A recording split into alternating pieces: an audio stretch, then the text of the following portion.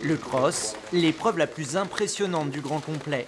Ici, il s'agit du CIC Une Étoile. Les meilleurs amateurs et professionnels s'y côtoient.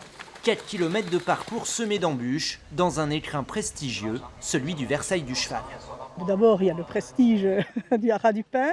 Le terrain est très bien parce qu'il est un peu vallonné. Maintenant, avec la petite pluie, il est parfait. C'est un endroit magnifique, vraiment. Là, il n'y a qu'à regarder.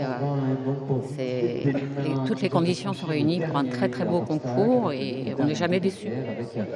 350 cavaliers, 400 chevaux, une participation en hausse de 20% par rapport à l'année dernière. Le grand complet du Haras du Pin est le concours français qui compte le plus d'internationaux.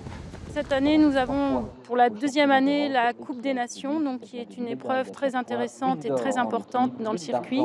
Donc une compétition qui regroupe différentes nations. Cette année, nous avons 15 nations. Grande-Bretagne, Allemagne, Australie, les meilleurs cavaliers et les meilleurs chevaux se donnent rendez-vous ici. Et les Français ne sont pas en reste.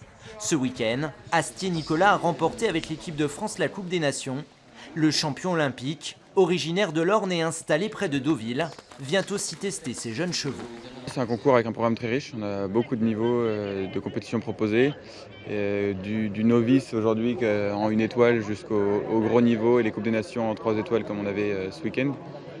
Donc ça me permet de sortir un panel de chevaux très large, donc c'est un concours très utile. Tout en étant très prestigieux, c'est aussi un concours où je sors une grande partie de mon écurie et un concours très fonctionnel. À l'issue de ce grand complet, on connaîtra la composition de l'équipe de France qui participera aux Jeux équestres mondiaux aux États-Unis en septembre.